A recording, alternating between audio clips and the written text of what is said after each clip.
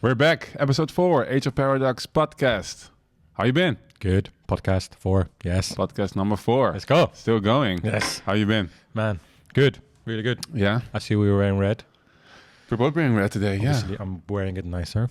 Why? Yes, I That's don't know, what you think. Just want to have a red watch, just completely, You're matching. so matched. Yes, It's crazy. Thanks very much. So what have you been up to? Trying to survive this week of my annoyance of Eurovision. Just Why? oh man, so it was we can talk about it, but it was just surviving. It's been good. Everything is picking up. Weather is better. More tourists to hunt on the bicycles. That's always fun. People reacted to it quite interestingly. People abroad were like, "Really, you guys do that?" It's like, no, we don't actually hunt them we don't really crash into them. We scare them. Yeah. We just keep them on their toes. Yeah, healthy scare. Yeah, it's good for them. Yeah. We wanted to talk a little bit about the last episode, and we had an interesting discussion actually off camera, which I thought we should have had on camera, because the main point of our podcast is that we want to cultivate debate and interaction between people who think differently. Yeah. I mean, exchange of ideas, and you grow and you learn from it, and you get to see each other's stances. And I think it's something that's lost on a lot of people. I could actually had a very interesting interaction in the comments of the podcast of a guy who thought I was batshit crazy for not wanting to have any tax on any government. And he went off and he started F-bombing. And I said to him, why do you react so personal? And then he actually apologized. I don't know, I wrote it. But this is exactly what's going on now in the online debate, that people are constantly, fighting each other over any argument, and there's not really a debate going on anymore. Yeah, you're right. It's actually impacting a lot of people's mental health online. There's people who are celebrities to influencers to whoever they are. There's people attacking them on very personal level, and they don't know them personally. And I think you're right there, actually. Yeah. So, and this is, of course, one of the things we want to change with this podcast.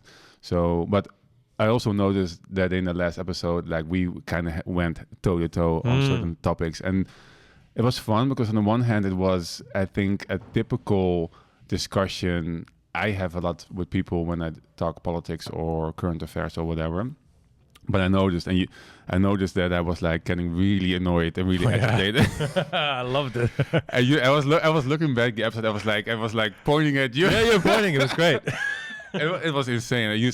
And when we ended it, you said, you felt it was kind of hostile, and you tried to backtrack by saying that, but I think you were right. And that's something. I don't know what it is. It's something when I discuss certain topics and I feel the other side did not maybe have the same level of information, or I think you just didn't think it through or something. There's something in my being that goes nuts. And I've been thinking, and I thought, this is not what I want to do in any situation. I want to debate and have fun and exchange ideas. But I thought it was a good thing to discuss this on camera as well, because I can imagine a lot of people can relate to this. And, absolutely. And there's an interesting thing in car business now, because I'm in the car business. I run a lot of communication strategies for car companies. There is a thing called asymmetry of information and parity. So you probably know about it, but if you don't, it's a really interesting thing. So it means that during Web 1 and maybe Web 2, but mainly Web 1 area, there was an information parity where the seller of the car would know more than the purchaser of the car. But now there's an information asymmetry. So we are in aligned with the seller as well as we are with the company. So we know equally as well because we have access to information. So you're right in a way that if we're debating about something, I should have enough information to give you a symmetry of information back, right? So you do get annoyed by that, but then you are the dominant force of your topic.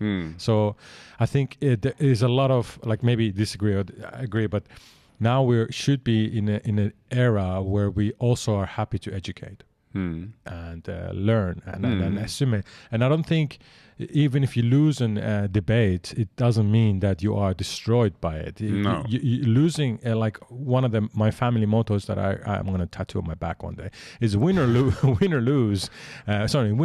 never lose. Yeah, exactly. I love that. Yeah. So that is actually a compass for me. And that's how it should be. But somehow, and this is something you learn also in debating classes. Like I was in politics, I had some communication or debating and presenting classes. Oh, nice. Is that people are getting entrenched with their position and their opinion, and they stop looking at what's going on, because there's this sense of loss. If you lose your argument, then you lose part of yourself or something like that. It's something psychological.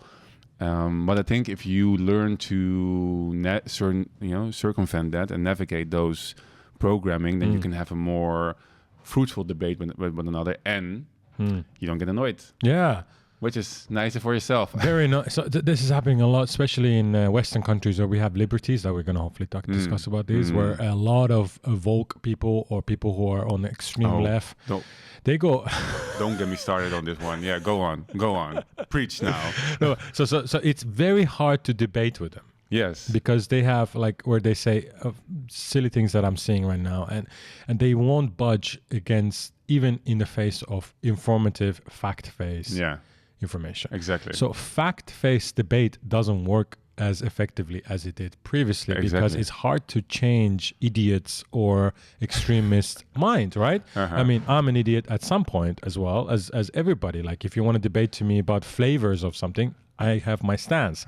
But if you give me facts of the flavor, then I should be, as a rational human being, which is default by humans, but it's a very easy thing to change.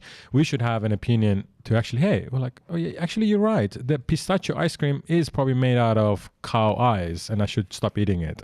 So I'm just trying to tell you, like, it's very hard to change people's point of view if you go towards rational debating now. 100%. So this is the main takeaway people teach you during debating class. Like when in an actual debate, if we would be like political opponents, I would debate you, but I would not want to persuade you. I want to persuade the audience. Yeah. Okay. So it doesn't matter what you do. I have to make sure that people who are listening agree with me. So that's already a strange approach in interacting with someone, because you're actually not interacting with that person, but with the other person. You're actually using that person. So that's, I think, already like a bad thing about politics. It does not foster real debate and real discussions. It does foster debate, but not real discussions. And what I learned is that, like, I forgot the guy's name, but there's like 3 ways of debating. What you say, on facts, on that you have to adapt your style. You do it either rational or on the emotional. You went to my conclusion I didn't know we were going to this direction. Then I could have looked up but you have an ethos, aptos, apnem. Yes. There's like 3 types of debating, and they also always teach you persuade people based on emotions and not on the facts. Yeah. And I think personally, I'm kind of, I don't want to say I'm autistic, but maybe I am. No. But I have this thing in my brain, and it cannot, I think I'm a really, how you say that? I can connect dots really well. Like my deduction is something I like to do in thinking, critical thinking, and see come to a point of understanding from deriving ideas and dissecting them like really thoroughly. And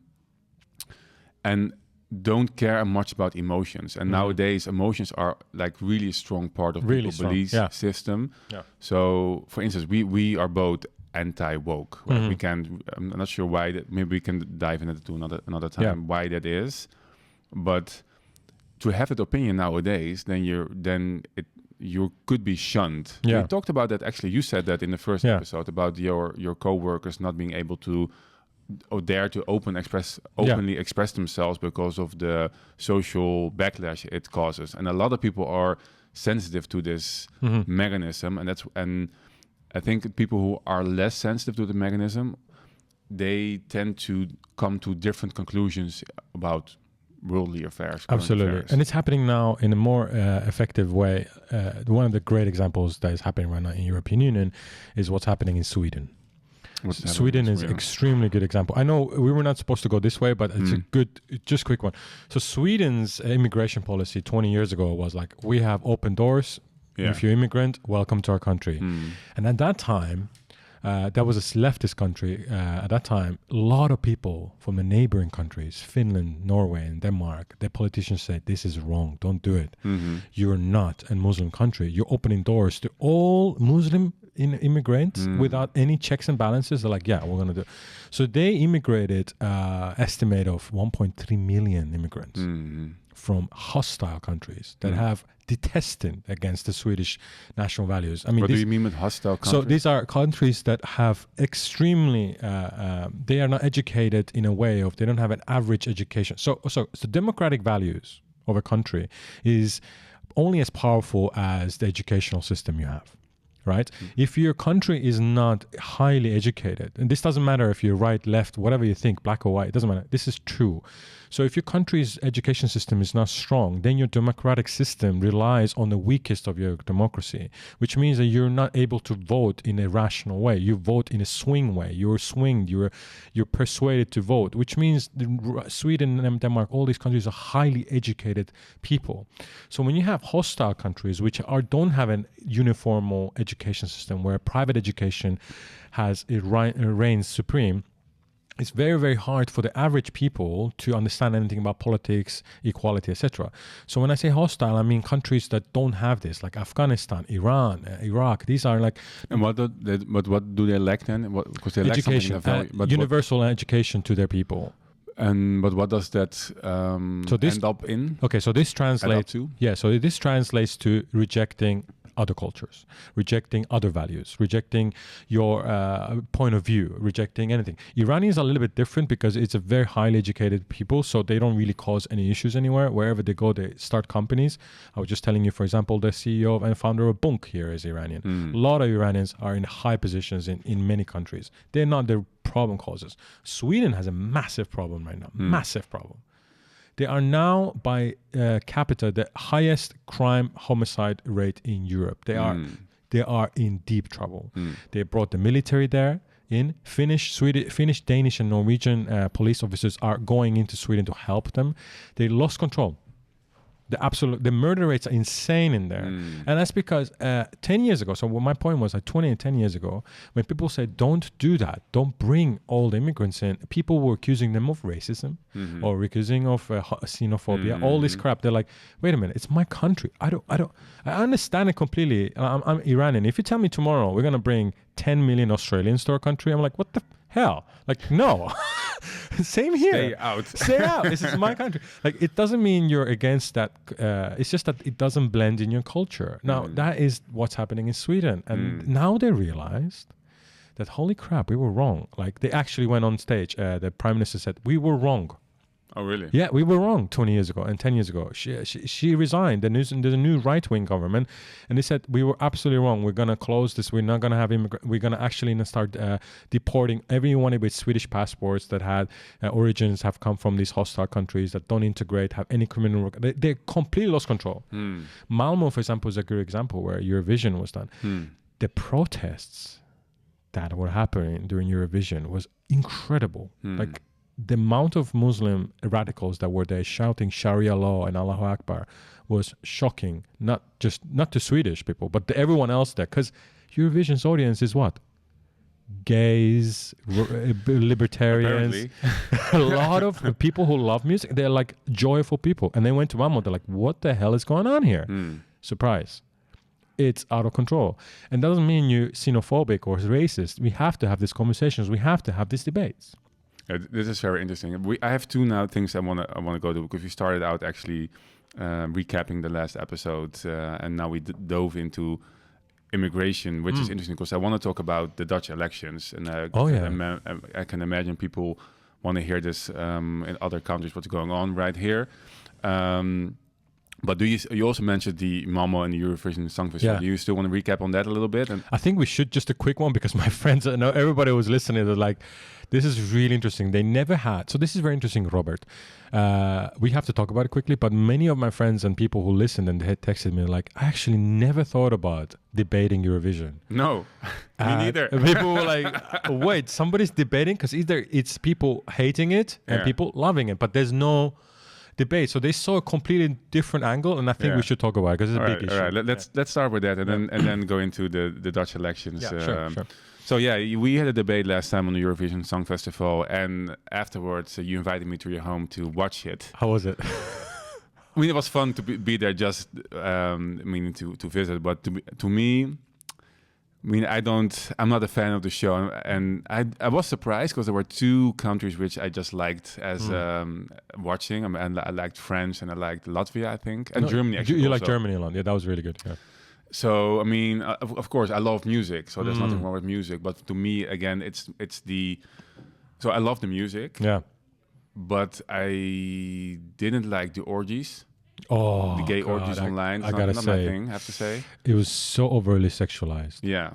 I was so disappointed. So so if you just look at the contents for a second, then most of the contents I did not like. I didn't like the performance. Like I said, I liked France. France was to me, when he moved away from the microphone and started talking and moved back to it, that was really powerful. I've never seen anything like that. Never, me neither. That was so creative. So content-wise, from the 26 countries... Yeah. Oh, it was 25. You remember why? The Dutch was not there. You got disqualified. Oh, yeah. So that... It's a huge topic right now on the internet. That's huge. Yeah. So there were 3 countries I liked. But I will not watch like a whole night of gay orgies and witches screaming their heads off for just 3 songs I like. I just go on my Spotify or on YouTube or whatever I like. So that's from the content-wise. And then we can discuss the political, financial thing, which is the biggest bug to me when watching it separately. But that was my takeaway from the last show. What did you think? And I remember watching this with you and with our friends, because this is a tradition that we do in my house for like 15 years in a row. And every time until this year, it's been just hilarious fun. Oh, really? Yeah, hilarious and fun. It has been not overly... There's been like maybe gay sexual or whatever sexual, like there's been tongues, there's been like a beautiful woman, beautiful man on stage. That's fine. It's been until now, but it hasn't been anything of this scale. This scale, this year, I don't know what the hell happened. The British the representation, Ollie Alexander, it literally had not literally, but almost an orgy on stage, and it was a replication of an orgy. And I was just watching with you, and when I was remembering, this is so sad. I did not. This is a family program. Kids watch this. Kids, they run around and singing these songs, and they watch this. They're like, "What am I supposed to be like this?" And I have nothing against whatever you are, but you cannot be on stage for 200 million people representing your country. By the way. Yeah. Doing that, but that's also actually a thing. It's a fine distinction you make. Like, there's nothing wrong with you want to do what you want to do. Do whatever you want to do. Absolutely. Do whatever you want to do with whomever. Totally. But there's also in this woke community the need to show it, to broadcast shove it in people's faces. Yeah. Like, I'm not doing it for my sexuality. Like, no, I'm not. I'd be terrified if you did. But it was overly too much, and people responded. People responded by voting they gave Britain 0 points, and right. Yeah, that was absolutely shameful. Yeah, and not just Britain. There was like Spain was like but Spain has a little bit. But the Irish one. Yeah, the satanic. But she got a lot of points. This is a new jam now. But I didn't remember how much points she got from the public. She was 6th or 7th. Kirill, was it? Can you check? I have no idea. I can do. But it was scary. Anyway, music-wise, Croatia, Armenia. I love that Armenia was singing in Persian, because it was like she was singing in Persian and Armenian, and that's you noticed halfway through the song. I noticed. Yeah. Wait a minute, she's looking quite Persian, and she's singing. Wait, this is Persian. So I loved her song. I thought it was with Croatia, it was the best song in there. But politically, what do you think? Oh, about the contents, or what do you mean? Everything. This year, honestly, I think I love Israel. I love Israeli people. I have very good Israeli friends. It was not the time. It was not the time to compete. Yeah, it was. It was time to step back. They brought this whole thing to a shambles. They alienated almost every single other singer and artist. They alienated so many people to watch it. It was just not the time, man. What did you think about the? I saw this idea floating around on the internet that the Dutch representation, Joost Klein, got disqualified as a distraction from these kinds of topics. I would believe it. So Joost Klein, so there's a story about him. He was one of the 2 independent music artists in the whole competition. Oh, you mean? Well, So everyone else was actually signed up by big labels. Oh, like that. Okay. Yeah, Joost Klein and his friends made a song in their apartment. They made everything from scratch. These guys are incredible. So it was immense love that they got from other participants and people. They have a huge following in Netherlands and Belgium and in Germany. They're like really pumping up. So you might be right there, because for some reason when we were watching it, I was like, how the hell does Finland, Sweden, Norway, Italy, Germany, UK give 12 points to Israel? How is that possible? How is that possible? Like, we're not talking about the song was not good. No, it was okay. Yeah. So there was anything right now about conspiracy theory in EBU during the European. I'm actually believing it because I'm pissed off. I think we should do, by the way, on that note, there's a huge talk about you should do a separate independent Eurovision contest to compete with this. Private one, because it's totally outrageous. for that. It's outrageous what they did. I'm totally down in organizing that. Maybe we get some people who are watching who are into the event music scene, and we can get this going. I'm totally down. I think this. Why even use voting? We can use apps. We can use. We can see where people voted from. We can have music. Everyone should sing in their own language, because we have beautiful languages in Europe. We don't need to. Why the hell are you singing in English if you're from Latvia or Lithuania? Like, it doesn't. Use your own language. Like, I think this should be the rules, but people are already thinking about doing this. I love this. This is the idea for me of a free marketing competition. Bring something better and just beat them with it. The last topic, because you were also looking into the finance, because we looked at that the last time. Did you had something on that? Or? Yeah. So there actually, you're right. So when I was looking into it, you got me the last point that it could be expensive. So there are estimates that they're gonna use in Sweden. They're gonna spend around 28 million euros on organizing this thing. Yeah. But they want to cap it to organizing the actual event at 2.5 million euros. But obviously that's not possible. So this is how not transparent it is. Yeah. You're right there. European Broadcasting Union is not transparent about it. So an estimate of 28 million euros spent, and they're going to make, Malmö City is making estimate of 33 million euros, which is an average of 400 euros per person who arrives there. Say that again? So they estimated, this is estimate because it's very hard to find, it's 28 million euros of production cost of the entire event. Yeah. So including everything around, not just the actual stadium, but everything around. And all the live shows and everything. Yeah. The estimating revenue is 33 million euros. So it's like a from who? From this is coming from online resources that are gathered. But whose revenue is that? So this is the Malmö City. Only from Malmö. So Malmö City, yeah. That will be extravagant, because I also looked more into it. Yeah. You know that we had the Eurovision here in 2020, right? Right, but that was 2020 was a really tricky year, COVID and all that. Yeah, but it's I mean, it would have meant more people would watch and stuff like that. Right? Yeah. But there's it cost 19 million. Mm-hmm. Yeah, okay, but you can't really say, because then they only made 3 million because it was COVID. Yeah, yeah. Because so according to what I've been finding is that they get a lot of the money from the sponsors, and a lot of money comes from the blah blah blah from the participant countries, etc. But the funny thing is that 3 countries have refused to participate in Eurovision contest. Bulgaria, Montenegro, Macedonia. They pulled out forever from Eurovision because it's too costly to participate in it. Yeah. Even as a singer. So, for example, they have to spend 100,000 euros a year just to be in the European business broadcasting unions. Yeah, this is a lot for a small country like Macedonia. Yeah, because that's I also looked at. Did you look at the budget? Like, because the total budget now of the EBU is 15 million pounds. So that's all countries. That's besides the 20 million. The host country, or the 30 million, whatever. Yeah, the host country pays on organizing the Eurovision Song Contest. Mm-hmm. You have the membership fees, which are, I think, ranging from $100,000 until $500,000. Yeah, like Germany or Spain could pay tons more because they have more viewership, but it's also opaque. It's not really clear. Yeah.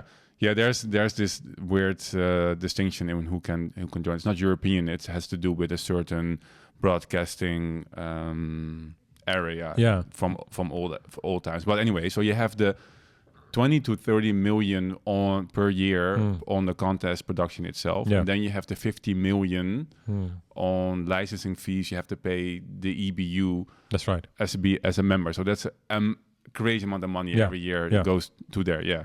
And then imagine Britain, which is the biggest of them all, has 11 million viewers of average. Yeah. I think it's after Germany. Germany has like almost 20 million people watch. It's crazy in Germany. Yeah.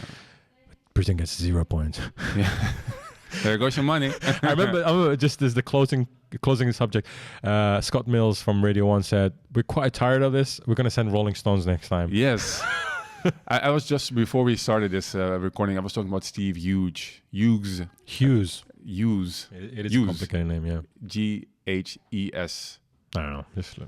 But anyway, it's a Australian comedian, and he's not been performing for a long time. I just told you, I contact his management, say, when is he gonna be here? I want to host his. I'm definitely, I'm gonna do it after the show recording. Actually, I'm gonna email him, the manager, again, and say I want to organize a stand-up comedy show from this guy, and he's so on point on a lot of stuff, and he has this one bit when he talks about The Voice or Idol, something like that, some online, one of these talent shows, and he say that is rubbish. Like the people there are rubbish. Like how can? And he said, I can understand that France and Germany and the US, they have this show, but you, the English, come on. And then he goes off and he said, you have, and then he goes Rolling Stones, Beatles, and Motorhead, and he goes like on and on and on about all the artists which are epic, all come from the UK. How can you do this? And so yeah, the UK, they should stop paying, I think it's £400,000 per year just to participate in this contest when you have the most insane collection of music. And I don't think there's any country who can beat that. No. In music, they're unbeatable. Sweden, Britain, they're on top of the game. It's crazy. But it's like we can go on and on about Britain. They're and also how well they actually manufacture all the time different kind of artists in different genres. They don't need any competition, but it's just entertainment for them. So yeah, but to me, like I said, this costs around 80 million a year. And I think this can be way cheaper. It's like again, I talked about it at my editors from the other podcast I have, and I said I never knew, because the EBU is just for me it's a propaganda machine. It's a propaganda for public media instead of private media, commercial media, which I believe is something we should not have and we do not need. But maybe we can dive into that also when we talk about the new. Or did you have something else on this? No, that's it. Topic? That's for me. I got my chest clear. I'm just really annoyed that they cancelled Joost Klein, the Dutch stuff. I'm done with Eurovision.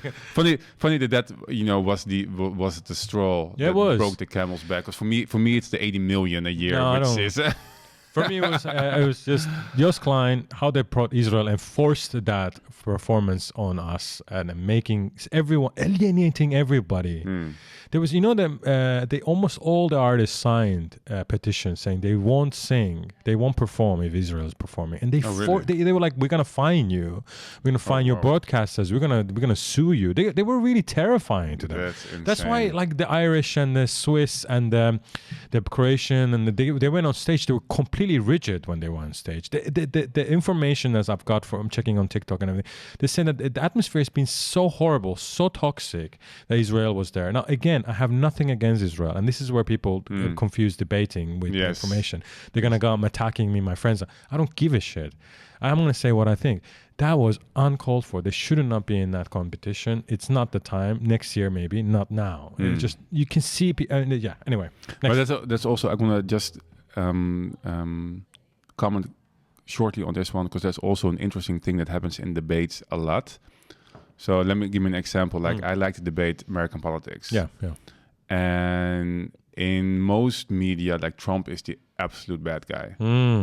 And I like to point out that most of those stories are biased. But when I do, people think I'm explicitly really pro-Trump, which is not the case. Yeah. I mean, there's these memes going on in libertarianism that people say that they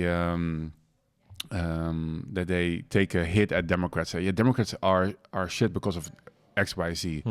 And then they say, but Republicans. I say, F them too. I mean, I'm not for that party as well. Like, it's really common for people that if you support a part of a person or part of the opposite side, that you get immediately shoved into this corner. This must be how you think. And I mean, I'm not against generalizations because it's often also true, but you have to be aware that you're doing it, and that when you do it, you also have to test it because you might, might be not, you might be wrong. You might be wrong. Do you have, by the way, American passport? Yeah. Okay. Are you going to vote? Are you able to vote? I voted once in the primaries, like in 2008, I believe. But do you have the right to vote? Yeah. Okay. I have to apply for absentee ballot, and then I get a ballot at home, and I can vote in the American book store here in Amsterdam. Yeah, that's where I did it last time. Do you vote also Dutch elections? I don't vote anymore. You don't vote out? Okay. No. Okay.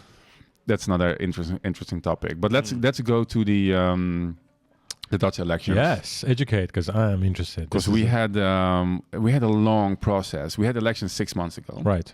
And Geert Wilders, well-known... Say that again. Geert Wilders. So sexy. Yeah. Yeah, that language. It looks sexy too. That language. Blonde hair. You know, right? That's your language, man. That's what we got. That's what we do. But he became the biggest party in some of an upset. Like, was it upset to you personally? Did you see that coming? Until the last week, because until the last week, like this last week now? No, the last week before the elections, because I have another podcast called V for Valentine. Yeah. It's in Dutch, but it started because I ran for parliament. Yeah. And I'm heavily, how you say it? I don't want to say invested, but I know a lot about like what's going on in politics, and I don't vote anymore because I don't believe that change will come through a political process. I believe change will come through education and media. So that's why we're sitting right here now. But I also try to stay away from voting and seeing that as a solution for the things I think we need to change. But I still, of course, I still read the news, and I still especially look at how media portrays the one side or the other and what international media is saying about this guy. Okay. So it was a surprise to me that he became so big, like a week before the elections, because it was all about Pieter Omtzigt, which is like this old Christian Democrat, and he was one of the most popular parliament members here, because he took on the government on some big issues. For instance, we had this affair here called the toeslagaffaire. Oh God, this is fucking sad. Yeah, wow. It's crazy. So what happened is that we have here subsidies for people with low income. Yeah. And you can get it for either healthcare bills, for health insurance. You can get it for children. Hold on, just because health insurance here is costly, costs 150 euros per month. That's why. Right? I think a little bit the lowest one, not sure, but it's around that. Just to clarify to people that it's not like other countries in Europe where it's free. This is you have to pay around at least 100 and something euros. So that's per why. person. Yeah, that's why. And so you get subsidy for that, and you get subsidy for if you have kids. You get subsidy for if you have low income and you have to pay rent. So, but it's a system, you have to apply for it, and they always calculate how much you are entitled to, and at the end of the year. Yeah. Because you only know at the end of the year how much money you made. So then they say, okay, you made so much money. That means that you could get so much subsidies. But sometimes people did it wrong. They applied for it, and they made an estimate which was wrong. And they had to pay it back, and they couldn't, and there's this whole mess up. So these are the most vulnerable people in society. Yeah. And the government chose actually just to I cannot use another word, but just to fuck them over. Absolutely. That's the right word. And so there's a lot of people who got into financial problems, into debt because of the government wanting that money back and not having the patience for it, or just having a reasonable interval of payments, and they just they got what you call the people in English who come and get stuff. Oh, bailiffs. Yes. They come to your house and take your assets. And did they send those? Yes, definitely. Are you serious? Yeah. And that's not even the worst thing. The worst thing is that that's not the worst thing. No, the worst thing that I think around 400 children were taken from their home because they were deemed not fit to parent anymore. What? Yes. You didn't know this? No. It's insane. And they're still not back. So they... What? Yes. No.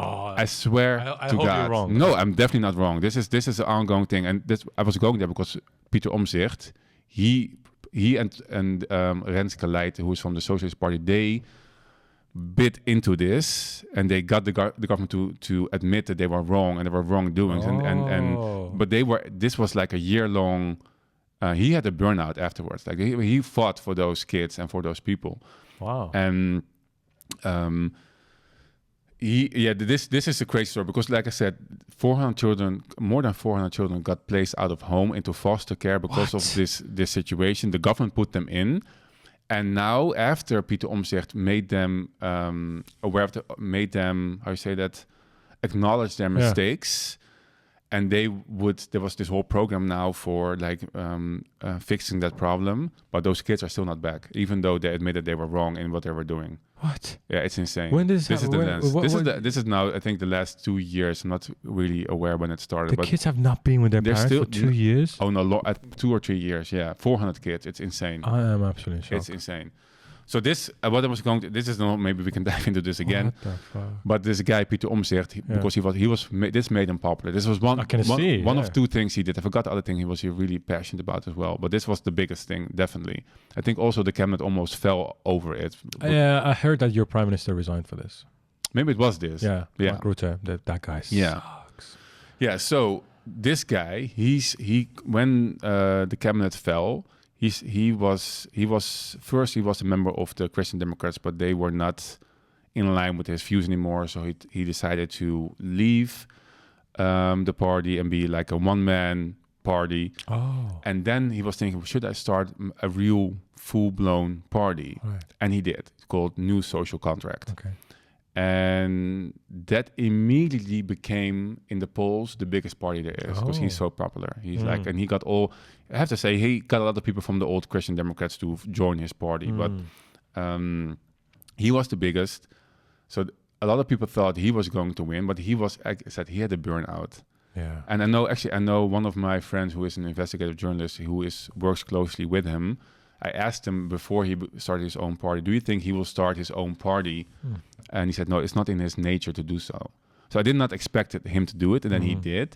But then I was looking at him closely because he had this burnout, and I know this was not his thing. He's a good member of parliament who knows a lot of facts. You know, he has a lot of dossiers and knowledge, and he just dives into it, and he just doesn't let go. Like that, he's really a grinder like that. A paper stand-up guy. Yeah, no, yeah. Like a paper. There's a word in Dutch. I'm not sure if there's an English translation for it. Never mind. So he was to be expected first to become prime minister and become the biggest party, but because I think he had mental problems, he said, I don't want to... Because of the children issue. And I think he overworked I can see how that can impact someone. Yeah, if he has children, I can see how that can impact I'm not sure if he does actually, but he was all in that. And man, hearing it even is like absolutely devastating. Insane, right? Imagine working on it and knowing your own government to... Oh, God. It's insane. So I don't... He was in the polls the biggest for a long time, but then he said, I don't want to be prime minister. I just started this party. Wow. I don't want it to break. And people then kind of got disillusioned with him and they went away. Oh. Then we had 2 parties on the left side, the Labour Party, PvdA, and the Green Left, GroenLinks. Okay. Those are 2 on the left side of the spectrum here. Whatever left and right means, because I'm not really, those terms have been diluted crazy. So but they merged, becoming and they just joined their numbers, and that made them almost the biggest party. So they were toe to toe with the VVD from Mark Rutte, the NSC from Pieter Omtzigt from the affair, and the new combination of Labour Party and Green Left, and those were vying for who's going to be the number one.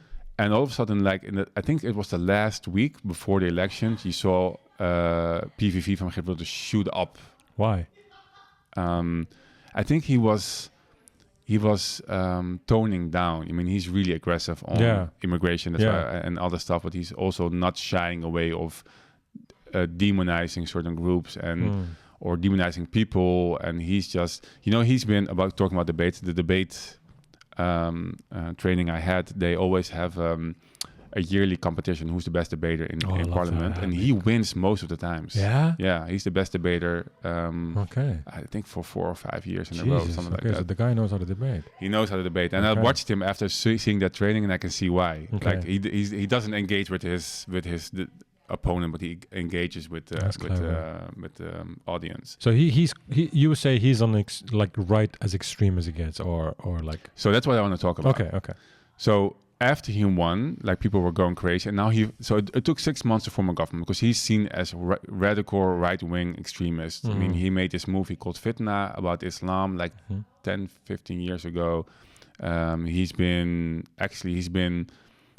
convicted of hate speech. All right, yeah, I heard about that. Yeah. I don't know, and I'm not sure if I agree with that, but like, I mean, he is a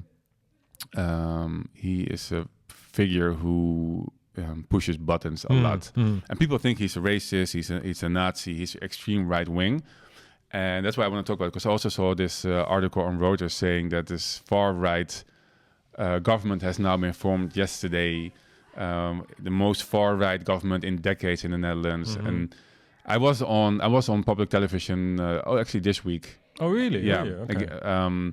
And it was more like of right-leaning show.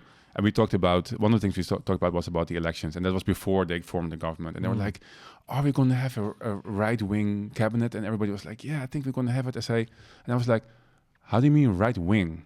Which of these four parties are now forming government are right-wing? Is the VVD van Mark Rutte right-wing? Is the Farmer Party, is that those right-wing? You know, is it Pieter Omtzigt guy, or is it the PVV? They're not right-wing. I don't believe. Like, what means right-wing? Like, what do you constitute as right-wing? Good question. And the thing I see in media, you're right-wing. If you actually, what you just said about Sweden is considered, you're now radical right-wing. Yeah. Say that. Right now, yeah. What's happening to the audio? My audio is just now in one head. Do you have the same thing? Yeah, I've just left here. Can you push the button? See if that works. Yeah, now it's back. Yeah. So I think that is the only measure they take to consider a party right-wing. Well, if you look at the history of where left and right comes from, do you know where it comes from? No, tell me. So it comes from the French Revolution. It's doing it again. Can you check the thing? Yeah. French Revolution. The French Revolution. It is. It was the position of where parliament members would be situated. Like a physical position. Physical position Okay. in parliament in the France Assemblée. Yeah. From the king. Oh, So people okay. on the left side from the king. So during the French Revolution, during the Enlightenment, we had to talk about this actually somewhat in the last episode. During the Enlightenment, people started to change their views of what human beings are entitled to. Okay. Before that, you were a subject of the king. That's just he was the divine ruler. Yeah. Divine in how you say that? With an act of God almost. And so the left people on the left from the king, because first it wasn't like that. First you had just people who were like, who wanted to promote the Enlightenment and say, we are human beings, we have civil liberties, we have the right to our own bodies, you know, freedom of speech, freedom of expression. All those things came to be during the 1700s, during the Enlightenment. But at some point they were really fighting. So you had those people, you know, people who would support the ancien regime, the old regime, and he said, no, we are subjects to the king, and we want to conserve the way things are. Okay. So right used to mean conservative in the sense of we want to keep the status quo and the king in ruling. Okay. But because they were fighting so much, they at some point they just took their own side. So that's why on the right side of the king and the left side of the king. And then they started, because they didn't want to have someone yelling in the ear, just yell for me from over there. That's better for me. Ah, right. Okay. Got it. Nice. So that's the classic left-right. So, and left mean we believe in civil liberties. You're an autonomous person and you have the right to your own fruits of your labor and right to decide what you want to do with your body and who you want to work for and all those stuff. Those were the Enlightenment, the ideas from the Enlightenment we got. But I think that's those 1700s, and then it kind of evolved into. Then it switched. Actually, I think it switched sides at some point. Because one of my favorite scholars, economists, journalists, Frédéric Bastiat, who wrote The Law, was living in that time, and he was a parliament member, and he was on the left side of the king, so he was leftist, but he was for absolute civil liberties and freedom of freedom of movement, freedom of the individual rights. And But at some point, it kind of changed because now at some point the right became classically liberal. The classic liberal thing is that you want as less government as Okay, it's good that you needed. mentioned that. I was about to ask. Okay, Yeah, good. so that's the, which was not, of course, the conservative in the France Assemblée, because those wanted the king, that is government. So, but not long after, it became that the right would say we want as less government as possible, because we want as less government intrusion in our personal lives, and we don't want government infringing our individual liberties, our civil liberties. And do you think Geert, is that how I say Geert Yeah, Wilders? Geert Wilders, is that where is he now? Like, is he in the rights? No, he's not. He does not want small government. Like he is. Ah, right. I thought he was. Okay. No, Okay, actually, you know, when he started out, and if you look at it now, it still has a lot of resemblance. When he started out, he just copied the Socialist Party program, but added anti-immigration into it. Right. That was his stance. So they support illegal immigration or legal immigration? Yeah, no, that's the insane thing to me. In the US, you have this whole discussion where Republicans say we don't want illegal immigration, but Okay. Democrats kind of support it. Okay. But here it's all about just regular immigration. All kind of immigration. Yeah, Okay. I mean, I looked at like their accord they made, their agreement they had among the four parties, which they're gonna decide to base their government on, the cabinet. But they want to restrict, like, also the legal immigration with a lot of refugees coming from different countries. Yeah. Okay. So, and has been his stance for a long time, and that's why he's called right wing, the most far right government ever. But if I look at what they want, especially you know where I come from, and I look at all their programs and all their promises they made during the elections, they don't want a smaller government. And for me, that means if you look at the definition like of left and right, then they're leftist. There's no even restricting immigration, I think is leftist, because if you are for a smaller government, you also don't want the government to infringe of your right of freedom of movement across different countries. So that's my stance. Like, I don't think the government should interfere with also with immigration, but they also, and that's what we have been doing for a long time, is we subsidize immigration. What? What I mean, if you come here, you get free housing, you get free subsidies. You get if you're as a refugee. Yeah. And that attracts a lot of. Then the whole natural flow of immigration is gone, because you just hand out free money, and people will say, "Yeah, hey, I want free money." Of course, it's not weird to do that. But yeah, so to me, it's not a far right extremist government. It's I mean, it's anti-immigration, definitely. It's the most strict. I think it's the party most strict on immigration, and I wonder if they can promise what they want to do, because we are part of the EU, and a lot of immigration laws are on EU level, and you just cannot. I mean, for instance, I would say cut the subsidies, and then people decide for themselves if they still want to come here or not.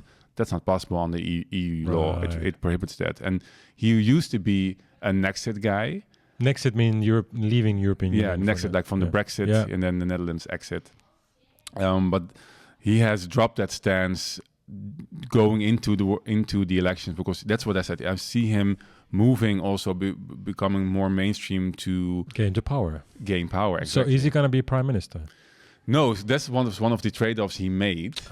Usually, the biggest party, they supply the prime minister, but he was so unfavorable, also from the three cabinet partners he now found, that they said, okay, I'm not going to be prime minister, but I still want to have a cabinet with my party in it, and maybe become a minister. Okay. Of education, whatever. I don't know what's the second most powerful minister here?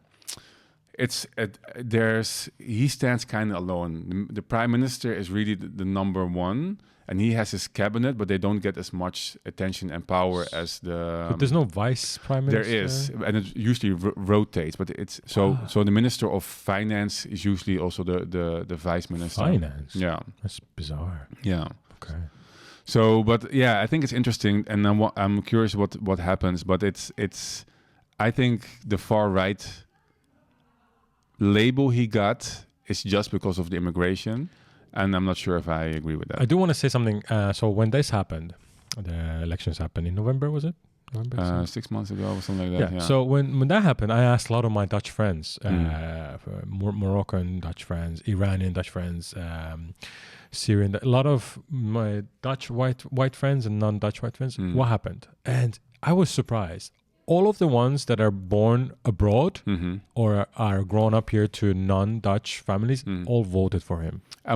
That's so interesting that you have actual proof of that, because I read research which stated the same, that I think he is among Turkish and Moroccans, he is like number 1 or 2. All my Turkish friends, they were like, Kayvan, what the hell do you think? We won't not vote for him? There's already enough of us here. Yeah. and I was mind blown, because that's usually how I think. But if I say that, it's exactly that people go, you're xenophobic, you're racist. But that's nonsense right now. And my Turkish friends, I remember so clearly my Turkish neighbor who was like, there's already enough of us here. Everywhere you go, there's Turkish, Moroccans, Syrians, Iranians. We're everywhere. We don't need more of us. We can't even compete within each other. So, and this is Robert, this is where the straw that broke the camel's back for almost all of my foreign, except Moroccans. They said when the Palestinian protests happen here, just before elections, that's when my non-Dutch friends decided to vote for Geert Wilders. Oh, wow. They said, like, that's enough. I don't want this shit.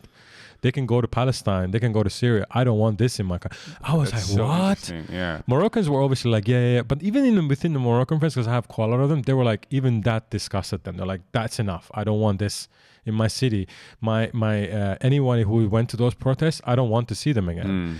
And it's amazing. You would not think about that, right? But it's happened. That's. I'm so interested. I think this is a topic we should dive in more deeper, especially like, of course, you said like we're both like from different ethnical backgrounds. I'm browner than you. And that's what you said last time. I'm not sure about that. Yeah. What do you think, Kirill? Which one? Who's more brown? But this is such a topic that's been shunned. And I think and people. I think I always make jokes like I am glad that like I am a person of color for multiple reasons. Yeah, not just because it looks good, but also because I can say more shit than most people. Like if I would say the shit I would be saying when I was white, I would have been lynched already. If we were both white, we would not get a job here anymore. No, it will be done. Yeah. And that's also a whole. But that's sad. It is sad. That's not. I am actually, when my white friends, they're absolutely right. When they debate with me, they are really like going for it, but they also keep back because they don't want to offend me. I was like, guys, I'm not gonna get offended. Let's go. Yeah. So and I think even with the black friends I have, even saying, I remember having a bunch of American friends in this group in Wondel Park. We were when there's a big park here in Peter. We had American black friends, and then we had white American friends, and then we had black Dutch friends. And I said, oh yeah, my black friends. I pointed at my black friends. My American white friends were like, you can't say that. That's racist. Wait, is my friend, right? Yeah. Is he black? Yeah. What's the problem? Yeah. I don't understand what's the problem here. Yeah. And my black friend was like, I don't see a problem. So people get offended behalf of other people. Yeah. Oh, this is also an interesting thing, that you have these how you call them, these Fox Pop videos on YouTube where someone with a microphone goes and asks questions to people on the street. Yeah. Okay. And there's this one guy who does it. He did it once dressed up like a Mexican, like full on. Oh, remember this is brilliant. With the sombrero and what you call them thing they wear. Ponchos. Yeah, the ponchos, yeah. And he went to, but as a white guy, he went to white people and said, "What do you think of this?" And this is offensive. It's cultural appropriation. You can't do this. They got really annoyed at him. Yeah. Really annoyed, and then he went to a Mexican. Oh yeah, I love it. It's good. Thank you for representing our culture. Okay, this is the we are on an hour now. Yeah, I want maybe we finish this, and we need to talk more about these Dutch politics and so people abroad know what the stance is and what's going on here, and we can talk about his program, what he wants to do. Oh yes, maybe next time. But I want to finish with this thing about cultural appropriation, where I met you. Actually, I met you on Gardens of Babylon. That's right. This is interesting. Yeah. And the second day I was not dressed up so crazy as the day before. But the first day I went there as a Native American. Yes. Which is actually, according to my dad, also part of my heritage. Oh yeah. Okay. Yeah. I didn't. Okay. So, but I went with I know I got something from some store. But I got a full on headband with feathers. It was really cool. The classic one. I saw everybody. That. loved it. But I was in there. I went for the opening, and I was in there. Yeah. You always have like this open ceremony where they meditate and do whatever. Yeah. And I was sitting there, and after that thing, I went to the bar, and immediately a woman tapped on my shoulder. Can you come with me for a second? Yeah. And I was like, oh, I don't know if ever. Oh, here we go. What do you want? What do you want from me, right? Then we went like to the dance floor, to the back in the. She took me to the back somewhere. I said, yeah, I wanted to talk to you about your costume, and I know. Huh? She just wanted to know what she thought it was offensive that I was wearing like that. And again, because I was colored, I got away with it. Because I mentioned the fact that I was like there was part. I pulled a Elizabeth Warren on there. I said like this is part of my heritage. You can I pulled the race card. Was she Native American? She was white, Dutch white. And she felt compelled to stand up for Native Americans and said that I was offensive being the way I dressed. And I said, well. It's part of my heritage, so I don't see it as cultural appropriation. And like, oh, so you think it's important? So I didn't say that. Like, I'm not want to promote this. I'm just relax the fuck out of me. I mean, what are you talking about? But it's I know it was crazy to me. This thing has gone too far. We need to stop it.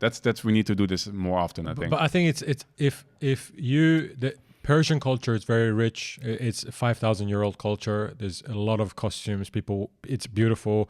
There's dances, there's food and stuff. If I see someone wearing a Persian costume in any party, I would be so happy. It gives me so much joy. Yes. Be Chinese, be Japanese person, be a white person. You wear my costume, any of my 12 nations costumes, you bring joy to my heart. And damn you if you go and say that you're offensive. Don't do that. That's not your place. You're not an authority on this. And of course, if you are Chinese and you see someone wearing Chinese clothes and it's offending you, maybe go and educate that person. It's a different thing. But I think we live in a world where, I remember in the cinema voice, we live in a world, we're one man. This is how he starts every episode, by the way, before we start recording. Every serious. But I think we're way too serious, and joy comes in colors. And I think your costume was great. I think I saw it, and I saw also the comments you got, hate comments you got on Instagram. That was outrageous. Yeah, I'm sorry that happened. I live on that nowadays. Yeah, come at me, man. I don't care. I don't. How's that saying going? Your boos mean nothing to me. I see what makes you cheer. Anyway, we're over time. We need to get going. A lot of stuff again. There's so many tales and lines we will continue to explore in the next episode. But it was fun again doing this. If you watched, thank you for watching. Please remember to comment, leave a comment, like the episode, subscribe to the channel. It helps beat the algorithm and get more exposure, and hopefully get more people to debate and discuss things that need to be debated and discussed. Thanks for watching. See you next week.